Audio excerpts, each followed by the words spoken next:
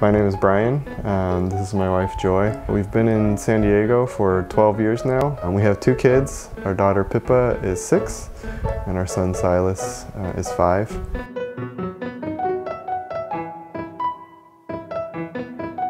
So I grew up in the church and always felt comfortable going to where my parents were most comfortable too. I could tell that that was their friends, that was their community. And so I grew up seeing what my parents were doing and how they were following God's commandments together in worship. And so I think it was pretty early, probably when I was 5, we went to a summer retreat and the teacher asked if anybody would like to accept Jesus in their heart. So I did it at that time and just continued to grow and learn within church. I also grew up in a Christian family. For me, it was just a matter of seeing the sacrifice of Christ modeled through my family, especially, that compelled me, I think in 1st or 2nd grade, to accept Jesus Christ into my heart. When I think about Jesus, I think about His grace.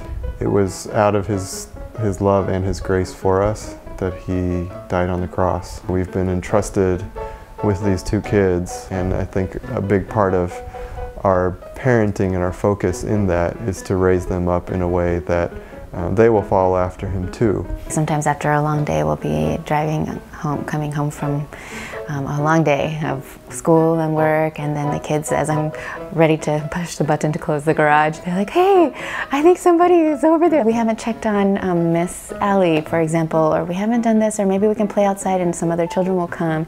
And in my heart, I'm like, no, let's go home and cook dinner and wind down for the day. But I think another thing that I've learned in Bible study recently was just that God is asking us for our excellence. As a family, we don't want to give God our leftovers. We want to be intentional about our time and how we can serve Him together the best that we can. Since we've had kids, I think our perspectives have changed and broadened. Ever since Pippa has been able to walk and get herself outside of the house, she's sort of our ambassador to the people around us. She has always had a comfort of going to meet new people and saying hi and dragging her parents along with her, which has opened our eyes to the needs of the people around us, their need for Jesus and their need for the gospel.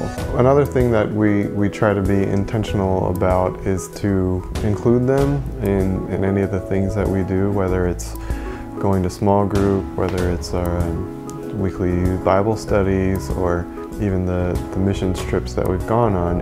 When we went to Taiwan for the first short-term mission 2 years ago, it was our first time being out of our comfort zone because it's the first time that I totally had no control over where we would be sleeping, if we would be able to take a shower. I just didn't even know what to expect, and it was very scary, but at the same time, it was intentional that we would be relying on God and exercising our faith, stepping out in faith. And I think each time that you do it, it gets a little bit easier. So since then, I feel like that has helped so much in parenting too, just to know that it's God that's in control, and there's so many things that I can't anticipate or keep them safe from, or things like that, and to trust God each time that you step out and let Him arrange things, let Him guide us, then it turns out much better than I can plan ahead for. I'm about to enter a 2nd or 3rd, depending on how you look at it, period of unemployment, where there could be nervousness from a worldly perspective, but we know that His peace surpasses all understanding. And I think in the previous times when we've gone through this, He's come through in ways that are unexpected and unexplainable. So we can trust in it, we can trust in His peace to know that He will provide. So for me to take another step, maybe a leap of faith, I will be starting seminary in the fall. So that's something where I don't know where it's going to lead. There's some nervousness about what God will do with that, but I think that's where He's challenging me and us as a family to go. So we'll see where He leads us. I'm Brian. And I'm Joy. We're ordinary people, trying to live a life worthy of His calling.